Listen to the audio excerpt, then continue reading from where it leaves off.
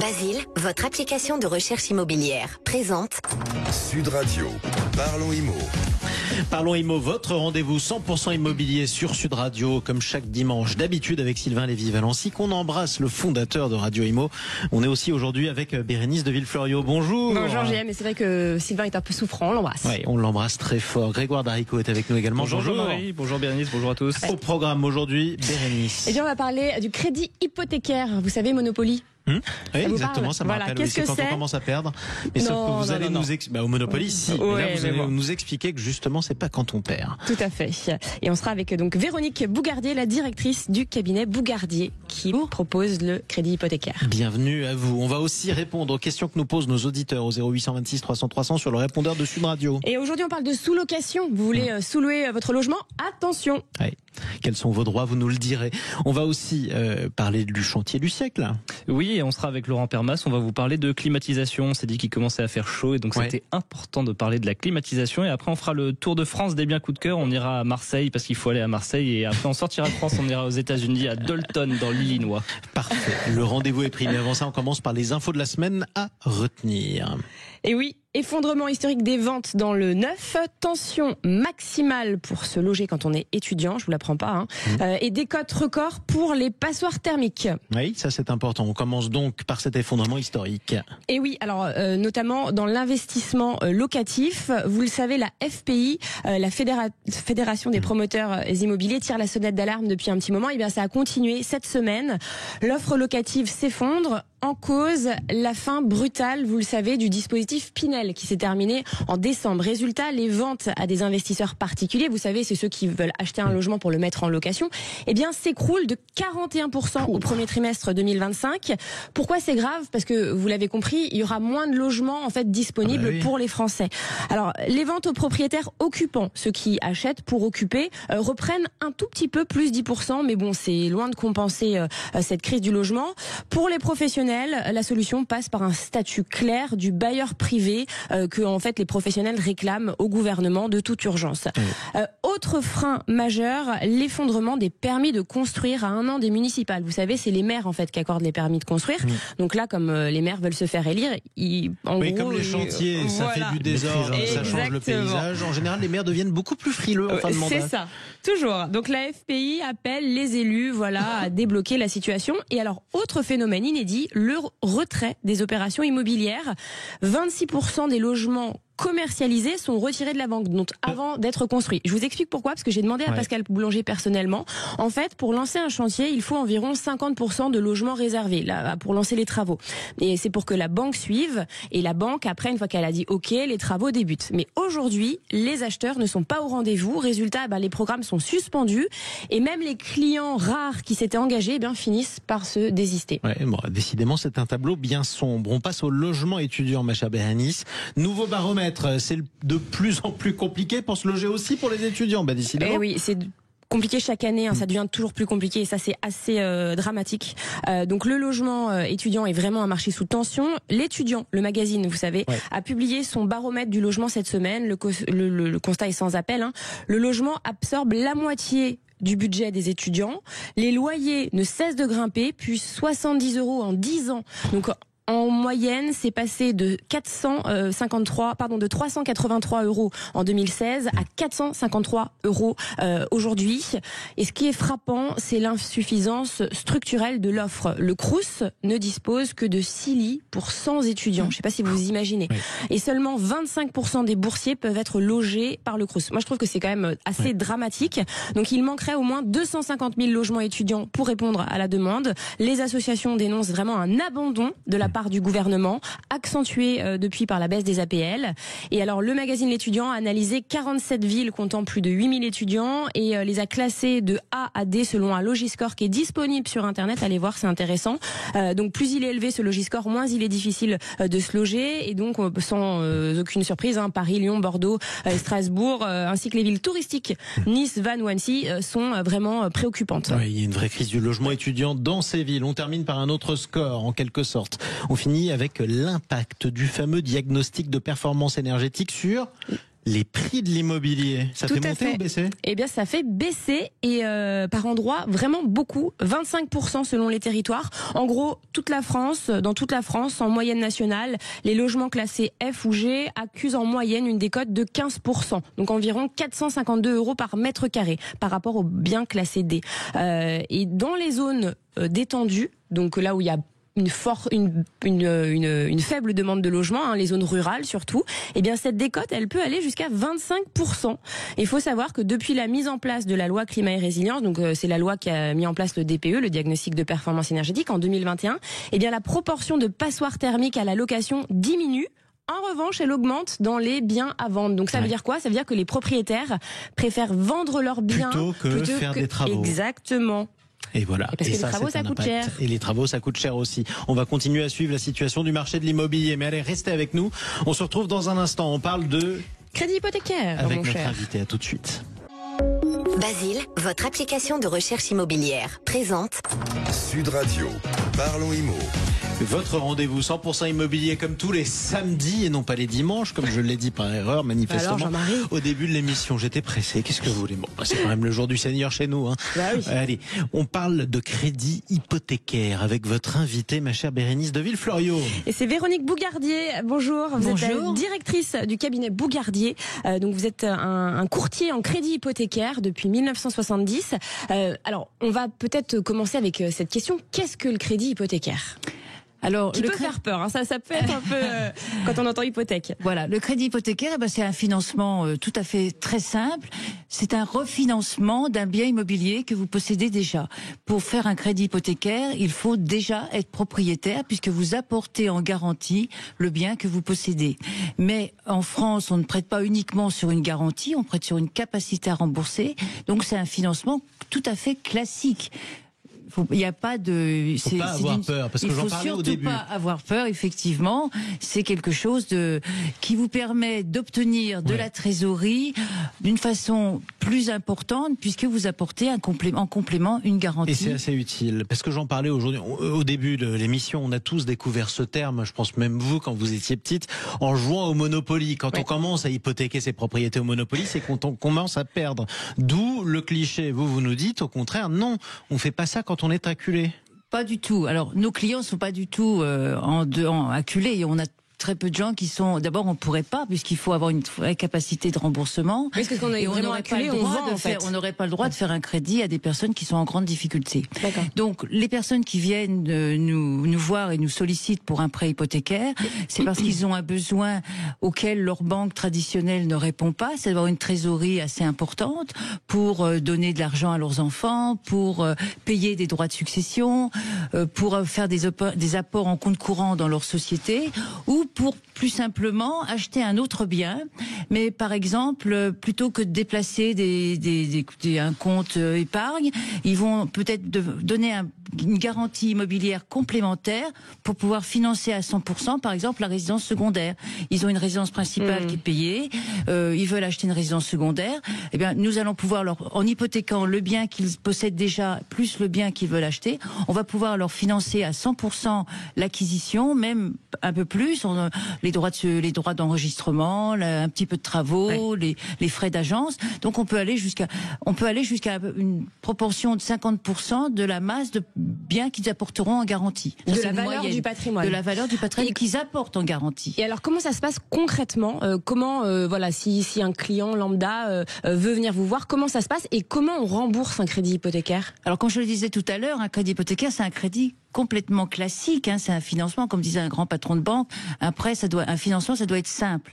Donc c'est un prêt tout à fait simple. Vous avez les possibilités de le rembourser naturellement tous les ans, par des mensualités, intérêts et capital. C'est ce qu'on appelle un prêt amortissable jusqu'à 25 ans, 30 ans. Chez nous, c'est comme un prêt classique, immobilier classique, ou si vous êtes multipropriétaire et que vous envisagez de vendre dans les 10 ans ou dans les 5 ans un de vos biens, d'arbitrer, mais que vous savez pas encore lequel, ou que vous n'avez pas encore décidé parce que vous voulez profiter, vous pourrez faire un prêt hypothécaire avec nous, in fine, c'est-à-dire que vous opérez pendant la durée du prêt que les intérêts, et au moment où vous vendrez un de vos biens, vous rembourserez le capital. Ce qu'il faut bien noter pour le prêt in fine que nous faisons, nous, avec nos partenaires bancaires, c'est un vrai prêt in fine qui n'est pas garanti et adossé à un placement. Nous, c'est simplement des gens qui ont plusieurs biens et qui nous disent, qui déclarent qu'ils en vendront un pour rembourser le capital à terme. D'accord. Donc on mobilise pas du tout de placement. Et là, vous parliez des taux d'intérêt. Justement, c'est quoi les taux d'intérêt d'un crédit hypothécaire? On sait que les taux des crédits, on va dire normaux, des crédits immobiliers, normaux, c'est aux alentours de 3% en ce moment. Pour un crédit hypothécaire, c'est combien? Alors, comme pour tous les crédits, vous avez des taux qui sont en fonction de l'objet du prêt. Les taux légaux en France, les taux d'usure sont déterminés en fonction de l'objet du prêt. Un crédit immobilier, donc pour nous aujourd'hui, sur un crédit hypothécaire avec une nature immobilière, c'est-à-dire que vous hypothéquez un bien pour en acheter un autre ou pour faire des travaux, vous êtes dans le cadre immobilier, on est sur les 4,5 à peu près. Donc un tout petit peu plus cher, mais on ne demande pas d'ouverture de compte, de domiciliation de revenus, de questionnaire de santé. Donc on fait un produit, on ne vous demande pas de quitter votre banque. Donc il n'y a pas d'autre pour nos partenaires. Oui, mais pour nos partenaires qui vont effectuer le financement, ils ne gagnent que sur l'intérêt d'emprunt. Donc on est un petit peu plus cher, par exemple. Mais par exemple pour de la trésorerie, on sera autour de 5%. Voilà, mais toujours sans ouverture de compte, sans questionnaire de santé, sans domicile de revenus. Donc c'est vraiment un one shot.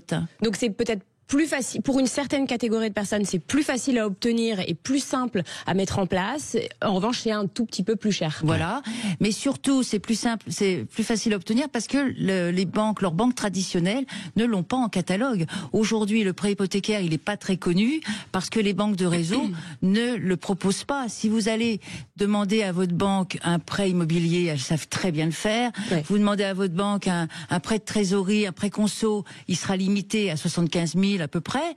En revanche, si vous avez besoin d'une trésorerie plus importante, vous direz j'apporte en garantie un bien immobilier. Ça, elles ne le feront pas. Donc le prêt hypothécaire, c'est avant tout obtenir une trésorerie plus importante qu'un prêt conso, et il sera garanti. La banque, bien sûr, demandera une garantie complémentaire.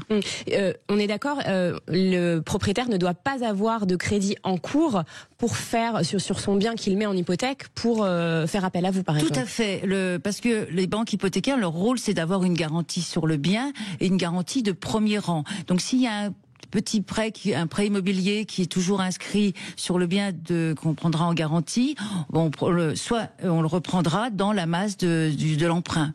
Donc on le reprendra on le refinancera avec le reste du besoin et pour avoir une hypothèque de premier rang. Ça c'est quand même la marque c'est la sécurité pour la banque qui fait un prêt hypothécaire. Est-ce qu'on peut donner un exemple? Donc, par exemple, un propriétaire possède un appartement qui a été financé, qui est entièrement à lui, de 2 millions d'euros. Il veut venir vous voir pour acheter un petit appartement pour son fils, par exemple. Il vient vous voir, donc, à 50% du patrimoine, c'est 1 million, donc vous lui fournissez 1 million d'euros. Alors, s'il vient effectivement, c'est tout à fait un bon exemple pour aider son fils à acheter un autre bien. Ça, c'est beaucoup d'exemples actuellement avec la hausse des taux. Donc, les enfants pouvaient pas toujours acheter le bien qu'ils souhaitaient. Il fallait qu'ils réduisent un peu les surfaces. Donc, les parents sont souvent venus au secours de leurs enfants pour qu'ils puissent acheter le bien qu'ils souhaitaient. Donc, une personne qui vient nous voir, qui a un appartement sur Paris, 2 millions d'euros, on pourra lui prêter 1,2 million, parce qu'on va pouvoir lui apporter une somme de 60% de la valeur du bien. D'accord. 60%. Donc là, on est monté c'est plutôt 60%. Et après, 60% sur Paris. Après, il y a d'autres régions où ça sera 50%. Et la durée de remboursement, vous l'avez pas évoqué. Donc la durée du remboursement, on va étudier avec lui. On fait du sur-mesure. Les clients chaque cas est différent. Donc chaque cas en fonction des objectifs qu'ils ont dans leur vie et du patrimoine qu'ils possèdent et ce qu'ils ont envie de faire. On va soit leur proposer un prêt long terme amortissable ou un prêt, comme je disais tout à l'heure, in fine. C'est en fonction, on va être en adéquation avec leur situation personnelle. Bon, après là, j'ai pris 2 millions parce que c'était facile à visualiser, mais vous avez ils n'ont pas besoin obligatoirement de la 50% ni de 60%. On a beaucoup de clients qui viennent avec un bien d'1 million et ils veulent donner 200 000 euros à leurs enfants puisqu'ils ont la capacité par parent et par enfant de faire une donation de 100 000 euros chacun. Et dernière question, juste si ça se passe mal, si la personne n'arrive pas à rembourser son prêt, la maison est saisie. Alors pas immédiatement. Alors vous savez, dans l'idée des gens, j'ai un prêt hypothécaire, je ne peux plus vendre ma maison, je ne peux plus rien faire. Les gens, il faut qu'ils anticipent. Il peut y avoir des problèmes. On anticipe déjà. C'est pour ça qu'on regarde bien la capacité à rembourser pour éviter accentuer tout problème dans le futur.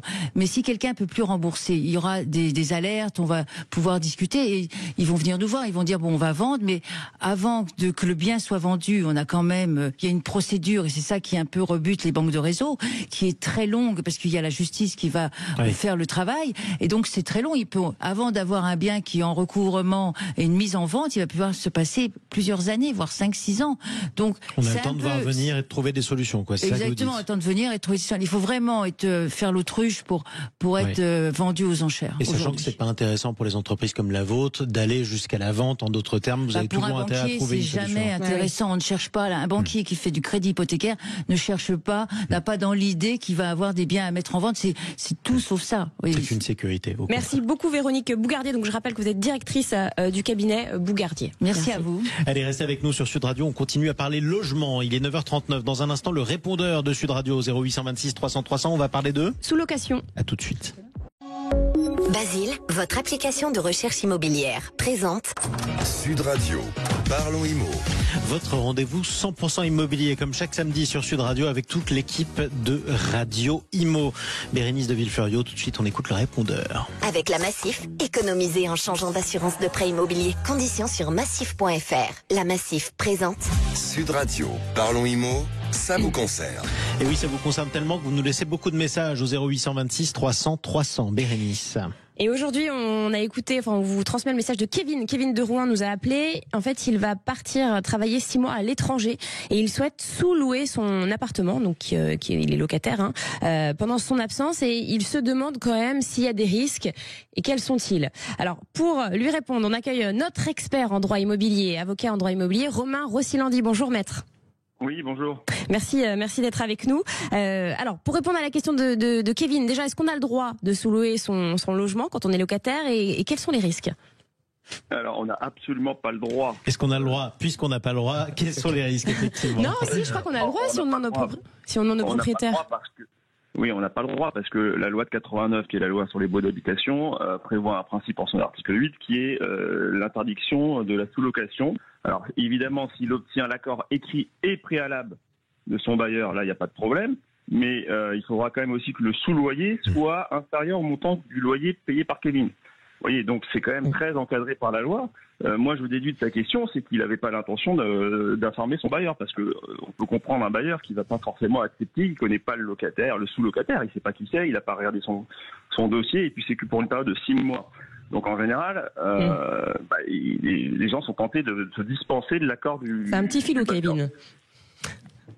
C'est non, mais surtout les risques. Alors c'est très important, effectivement, les risques. C'est que le premier risque, il risque la résiliation de son bail, parce que ça c'est un motif de résiliation du bail, et donc l'expulsion. Mais surtout, et c'est ça auquel les gens ne pensent pas, notamment quand ils sous-louent sur Airbnb, c'est que les sous-loyers sont considérés par la jurisprudence comme des fruits civils qui reviennent de droit au propriétaire. Ce qui veut dire que le propriétaire peut réclamer, en plus des loyers courants qu'il a touchés, tous les sous-loyers qui ont été perçus par Kevin. Vous voyez ce que je veux dire ? Donc ça doit aller très loin. Il y a eu des dossiers à Paris où des locataires avaient sous-loué parfois pour plusieurs dizaines de milliers d'euros, et c'est les propriétaires qui ont récupéré. Mais ce qui est normal. Ce qui est logique, absolument. Mais pourtant, Romain Rossilandi, le terme sous-location est un terme très populaire parce qu'on a tous croisé des gens qui sous-louaient leur appartement pendant leurs vacances quand ils étaient étudiants. Donc malgré tout, c'est une pratique industrielle, illégale mais industrielle. Oui. Alors oui, c'est pour ça que je trouve que la question est intéressante, parce que moi je le vois tout le temps. Alors je voudrais quand même préciser que dans le code civil, le droit commun, la sous-location est autorisée, et dans la loi de 89, qui est la grande loi applicable pour les résidences principales, elle est interdite. Il y a un cas quand même, c'est intéressant, on en parle assez rarement, où maintenant la loi l'autorise. Mais alors c'est un cas c'est ce qu'on appelle les contrats intergénérationnels solidaires. C'est quand une personne de plus de 60 ans décide de cohabiter avec une personne de moins de 30 ans. Oui. Et là, à ce moment-là, on peut faire de la sous-location sans avoir l'accord écrit préalable du bailleur. Vous voyez, mais c'est assez rare. D'accord. Et juste petite question rapidement. Si jamais donc le propriétaire là s'en rend compte, il voit son appartement qu'il loue déjà sur un site de location, qu'est-ce qu'il fait en fait ? Qu'est-ce qu'il faut faire ? Alors là, c'est une bonne question. C'est ça qui est compliqué, parce que moi, j'ai des dossiers comme ça. Il faut apporter la preuve, parce que la charge de la preuve repose sur le propriétaire. Oui. Donc, il faut qu'il apporte la preuve de la sous-location. Et souvent, on n'est pas au courant du montant du sous-loyer. Et on ne sait pas depuis quand ce sous-loyer est payé. Vous voyez, donc il peut y avoir des discussions aussi sur l'origine. Attention, la prescription aussi est intéressante pour le bailleur parce qu'elle est de 5 ans. Donc il peut remonter sur 5 années, alors que la prescription pour le recouvrement de loyer impayé, par exemple, n'est que de 3 ans. Vous voyez, donc, la jurisprudence est extrêmement sévère pour le locataire qui sous-loue sans l'autorisation du bailleur. Donc pour votre auditeur, il devrait appeler son bailleur, lui expliquer, écoutez, je pars 6 mois à l'étranger, j'ai trouvé quelqu'un de très bien, enfin le rassurer, lui donner des renseignements. Et peut-être qu'il obtiendra quand même l'accord écrit de son bailleur. Je pense que c'est la meilleure option. Ouais, franchement, c'est entendable. Hein. Moi, je suis à la place du propriétaire, j'accepte. En tout cas, Kevin, j'accepte. Donc voilà, attention Kevin, parce que votre propriétaire a 5 ans en tout cas pour vous poursuivre si jamais vous êtes repéré. Merci beaucoup, maître Romain Rossilandi, avocat en droit immobilier. Et vous tous qui nous écoutez, vous laissez vos messages pareil sur le répondeur au 0826 300 300. Si vous voulez faire quelque chose d'illégal, on vous expliquera pourquoi il ne faut pas le faire. Sud Radio, Parlons Immo, ça vous concerne. Avec la Massif, changez votre assurance de prêt immobilier et économisez. Conditions sur massif.fr. Allez, tout de suite, on passe au chantier du siècle. Avec Sofinco, baissez votre consommation d'énergie en lançant vos travaux d'éco-rénovation. Sofinco présente Sud Radio, parlons éco-rénovation. La rénovation énergétique avec vous, Grégoire Darico et Laurent Permas. Merci Jean-Marie. Bonjour Laurent Permas. Bonjour Grégoire. Alors vous êtes directeur de Sofinco Éco-Transition. Laurent, ça y est, il fait à peu près beau partout en France. Nous en sommes ravis et je crois que c'est le bon moment pour parler de climatisation. Eh bien, c'est le très bon moment puisque en fait, je suis dans le sud notamment pour suivre l'installation d'une pompe à chaleur avec un professionnel pour tout comprendre, notamment une pompe à chaleur RR. Alors, ça va être un cauchemar en fait dans les prochaines années. C'est-à-dire que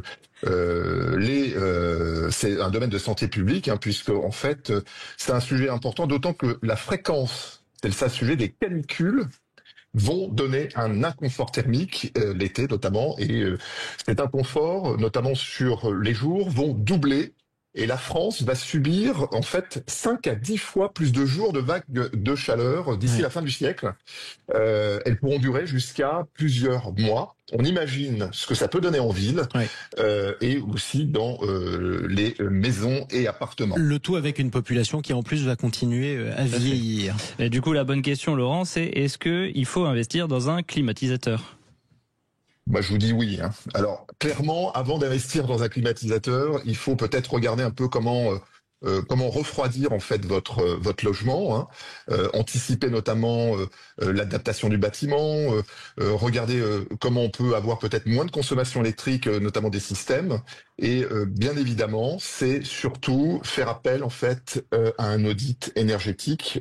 Pourquoi ? Parce qu'il va falloir à la fois regarder ce qui se passe au niveau de l'isolation externe, mais aussi définir en fait quel type de pompe à chaleur vous allez devoir installer. Quelle solution on peut privilégier, Laurent ?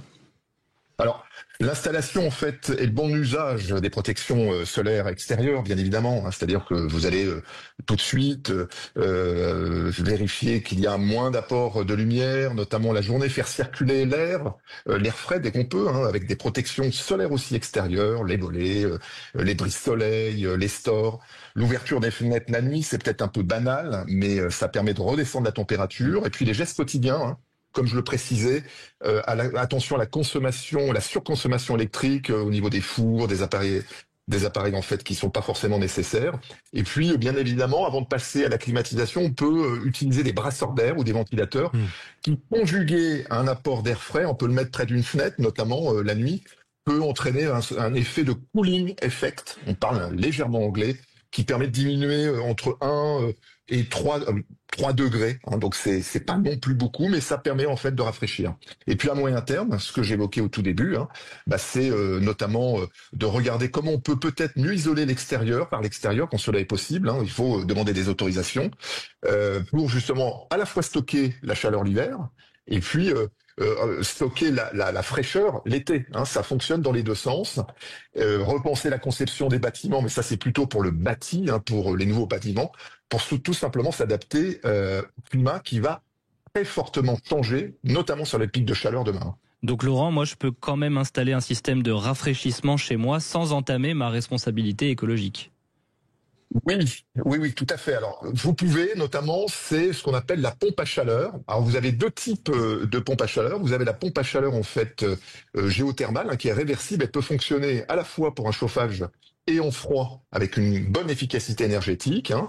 C'est un investissement qui peut être important, notamment, il faut compter entre 60 et 100 euros le mètre carré. Oui. Donc, vous avez un premier type de pompe à chaleur, c'est la pompe à chaleur RR, d'accord? C'est-à-dire qu'elle est aérothermique.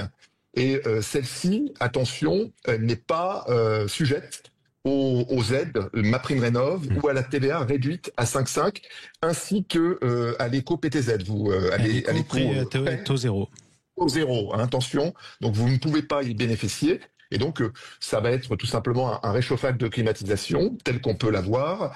Et vous avez un deuxième type de pompe à chaleur, qui est une pompe à chaleur RO, qui, elle, est liée à la thermodynamie et qui va tout simplement capter l'air à l'extérieur pour chauffer les radiateurs ou les planchers. Elle nécessite une plus faible énergie pour fonctionner.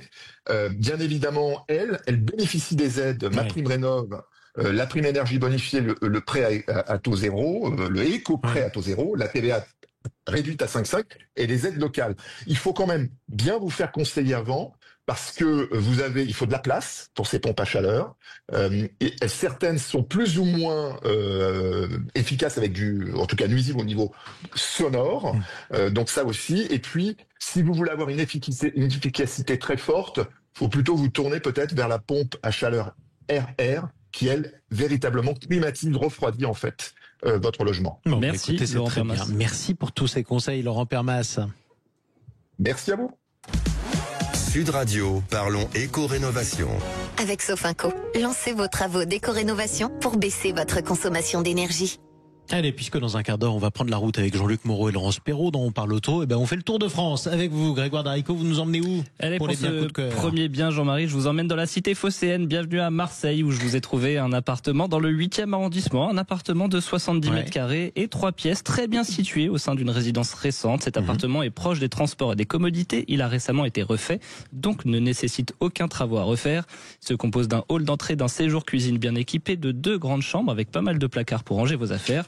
En plus de cela, vous avez une grande salle de bain et une grande terrasse attenante au salon. Parfait parce pour que le dressing de Bérénice. à partir surtout la terrasse, à partir du mois de septembre, vous pourrez ainsi profiter des soirées de Ligue des Champions, puisque le mythique Olympique de Marseille est qualifié et que le Vélodrome se trouve à quelques rues seulement.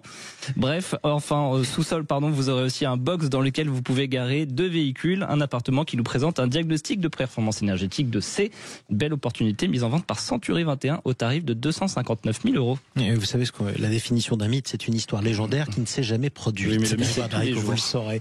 Bon, vous êtes supporter de l'OM, vous avez bien le droit, effectivement. En un mot, votre dernier bien? Oui, c'était aux États-Unis, à Dalton, parce qu'un Américain n'arrivait pas à vendre sa maison à $200 000. Il se trouve qu'en fait, c'était la maison d'enfance du nouveau pape, le cardinal Robert Prévost. Et du coup, il s'en est rendu compte et il a retiré la maison de la vente.